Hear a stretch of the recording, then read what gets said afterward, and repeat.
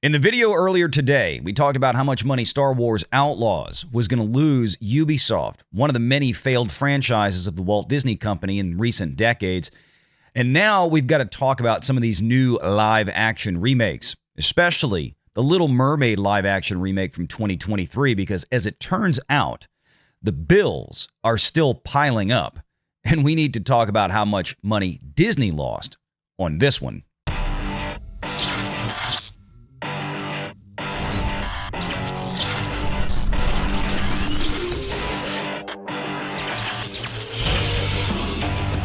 Renegade Online. We're going to cover this now. We need to talk about The Little Mermaid. The Little Mermaid is the movie that doesn't stop getting more expensive. This is from our friend Caroline Reed over there at Forbes magazine. A deep dive into The Little Mermaid's $360 million cost. And again, I don't think we're done yet with counting here. So a deep dive into The Little Mermaid's $360 million costs. If you recall, this was a film that reportedly had a budget. Remember that funny word, budget? People always talk about the budget of films. And we've always talked about, especially in the last couple of years, we need to stop talking about the budgets of these films and talk about what they actually cost. Because you can budget whatever you want.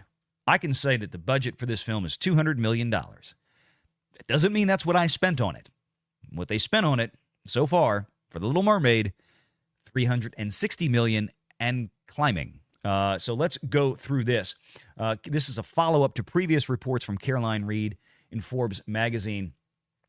Was long before Disney's live-action remake of Little Mermaid was released in late May last year, there was little doubt the movie was going to make waves.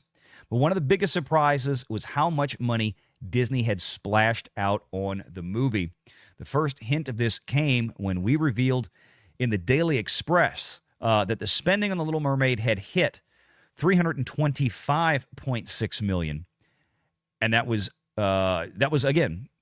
incomplete, because remember, they file these returns for these things in the UK roughly once a year. Then last month, we broke the news that according to the latest filings, the cost had surged to $350 million. It was clear that this made it one of Disney's most expensive live-action remakes to date, but the precise cost of the film has never emerged until now. And this is what is a little bit different here, as Caroline was able to piece this together. And it looks like we may finally have a final tally, but of course, I tell folks this is missing one major component. So Caroline broke this down, and she did, if you notice down here, converted at a rate on 28 September 2024, just a day before this article released. This article came out about 3 days ago. So what that means is we captured exactly what this costs in right now today's U.S. dollars versus Great British pounds. So the British pound is what is used to fund this, because the film was largely done in the UK in order to take advantage of the film tax credits afforded by the United Kingdom. Sale of film rights, 211 million British pounds. This is essentially, in the way it's calculated, sale of film rights. This is a film production company, an FPC. You have to form one of these things in the UK for your film, or they have one for television production as well. It's basically the same exact thing. You can only have one movie or one product per entity. So this is why each one of these films that Disney does over there, or television show like The Acolyte that Disney does over there, they create an entity that does nothing but house the costs of production of that one thing. The Acolyte, The Rise of Palpatine, The Little Mermaid. It doesn't matter. They each have their own film production company. So, again, this is why we know what to look for when we're looking at The Acolyte, because thanks to a lawsuit about a year or so ago, 2 years ago now, the name of The Acolyte's legal production entity was revealed as Blue Stockings Limited, Blue Stockings UK. So we were able to track from that what the Acolyte has been spending as each financial return is filed. Why we told you. We don't think it's going to be 180 million US dollars at the end of the day. There's no way. Sure enough, we were right. We said 220 to 230 million US dollars at least. They just filed their most recent return, and it's not over yet. Put it at about 230 million US dollars, but we still have quite a few number of months that haven't been accounted for yet of post-production work, which is why I stipulated this movie's going to, or the Acolyte is going to finish up at around 300 million, closer to 300 million dollars. So The Little Mermaid, we're looking at the same thing here, but Caroline's own breakdown. Sale of film rights, the 211 million pounds. Again, this is revenue that essentially, this is cash flows into the company. Okay? This is money coming in, and it's called sale of film rights. It's effectively what Disney is pumping into this film production company to make the wheels turn. Okay? So we've talked about how before these film studios, to really understand how this works, film studio will greenlight a project, The Little Mermaid. Disney will greenlight this movie. Hey, we want to make a live-action remake. We're going to set the budget at 250 million US dollars. Okay? That is our budget. Could go more, but we'd really like it to go less. How many times Disney has actually been able to come under budget? Not many, at least in recent years that I can remember. Disney will then draw as needed on a line of credit. So they have this film production company set up for The Little Mermaid. And hey, we need $50 million right now to get moving because we have to start building sets and blah, blah, blah, blah, blah, blah.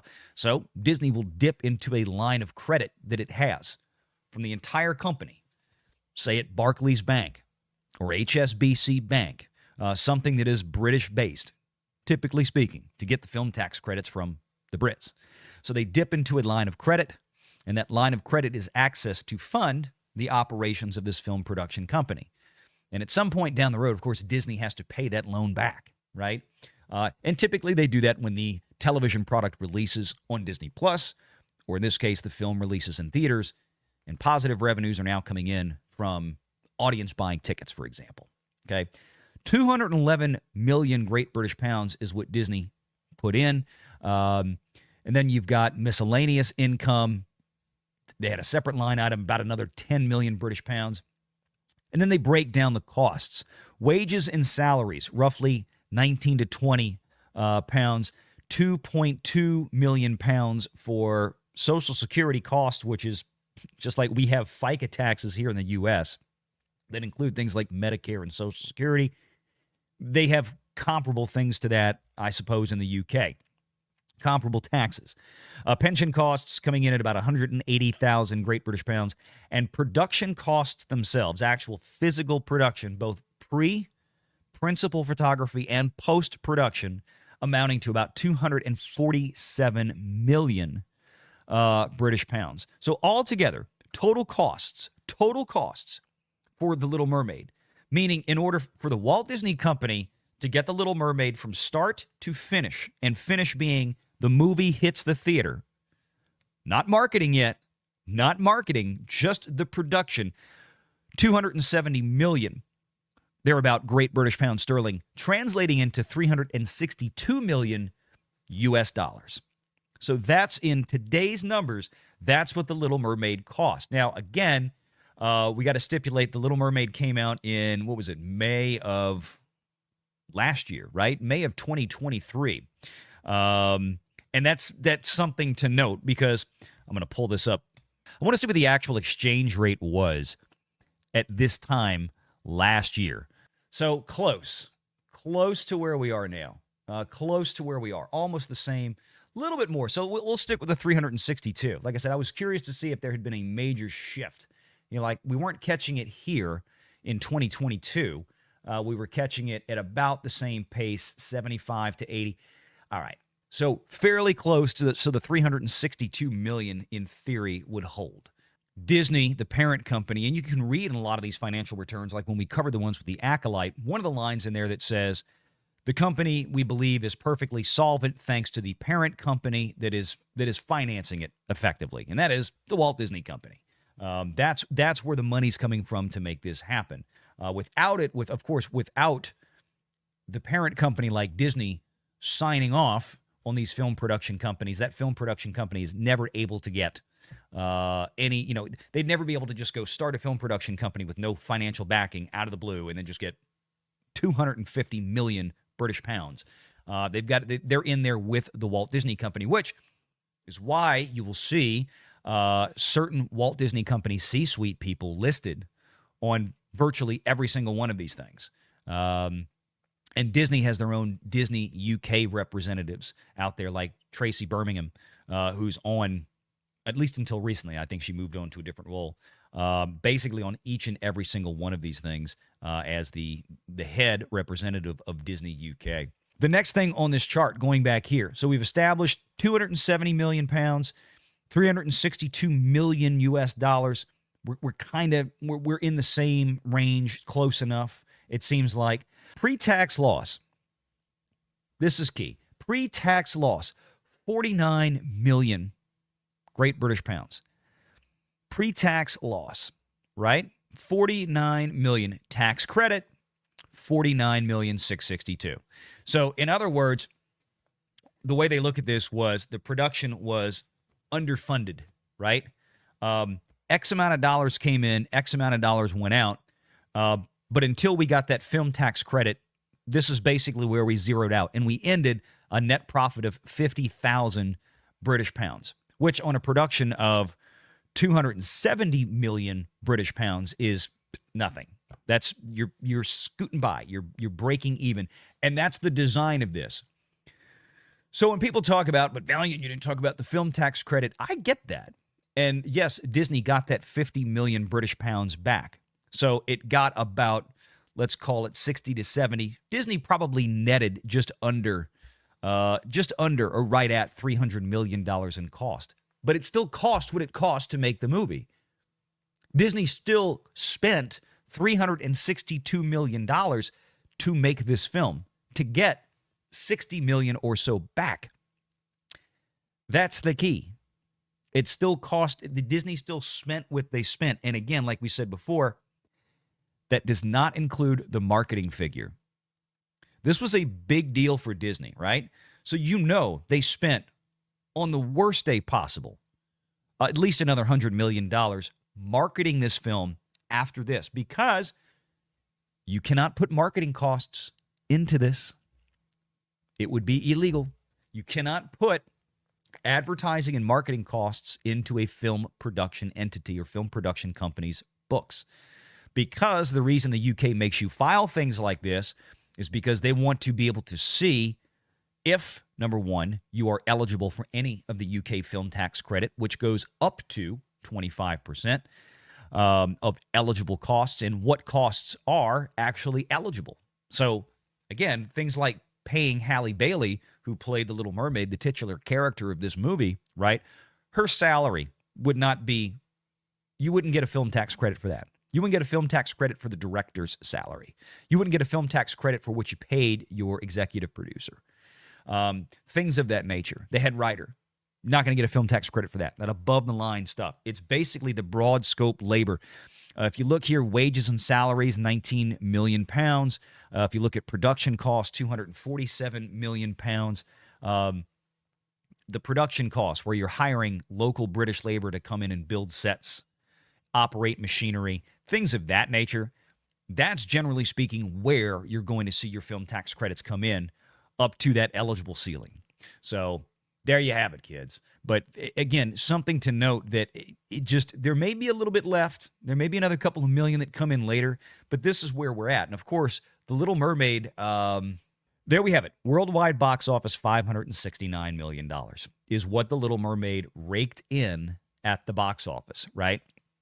And we knew even before a lot of these latest rounds of financial filings in the UK came out, we knew how bad this was. We speculated very early on that this was going to be over $300 million, and we were right. Now, look, this is what I'm talking about. We've got to stop talking about these numbers really for Disney films, because we haven't found one that's really come in on budget. Now, there's other studios out there that, hey, we spent $75 million on Ghostbusters Afterlife, for example. That looked about right. From what everything from Dan Aykroyd even commented on it. I can buy that. Disney loves to spend more. $250 million was what the stated production budget was. Now, some of that movie in revenue may come back in the case of a film tax credit, but that's not what they spent. They spent over $360 million to make this film. That's what they spent. Okay? Not 250, about 110 million more, meaning that we're talking like what, 40%, 35, 40% more than what they stated publicly or what the estimated production budget was. The problem, of course, is that if we look here, even on the international side, just to verify, China represented almost none of this box office. China wanted no part of this movie. They didn't give a damn. But if we look here, if we look at the domestic and the international box office side, and we say, let's basically cut that in half to make it simple, that's about $235 million US is what Disney took in, with the theaters keeping basically the other half. They got $235 million back. Okay, their net cost after they got a film tax credit was around probably $300 million, from what we can tell. So they lost already $70 million or so, $65 to $70 million on the cost of production alone. That's before the Walt Disney Company spent a penny to market this film globally. That means the Walt Disney Company probably lost somewhere to the tune of about, we're probably getting close to, I would say, $200 million. I mean, they spent at least $100 million on marketing, probably even more than that, probably closer to 125, maybe 150. Disney spends a lot on marketing these films, and especially, arguably, their most popular selling Disney princess of the modern era. Talking about not Snow White and Sleeping Beauty and Cinderella. I'm talking about the resurgence of Disney in the 90s that began with The Little Mermaid, and then we got Belle, and then we got Jasmine, and so on and so forth. Arguably the most popular Disney princess that they have had. So they would have spent a lot to market this film. So you think they fell short, even after the film tax credit, they fell short on production costs by about $70 million, in that ballpark.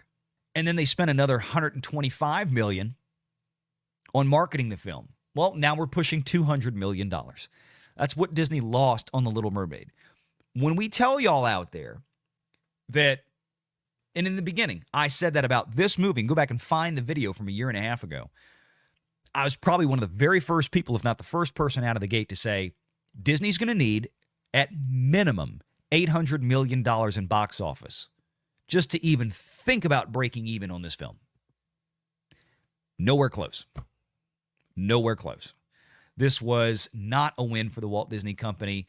It would have been probably better for them altogether financially to just not make the live action movie and not have their partners make new Little Mermaid merch. The old Little Mermaid merch still sells very well.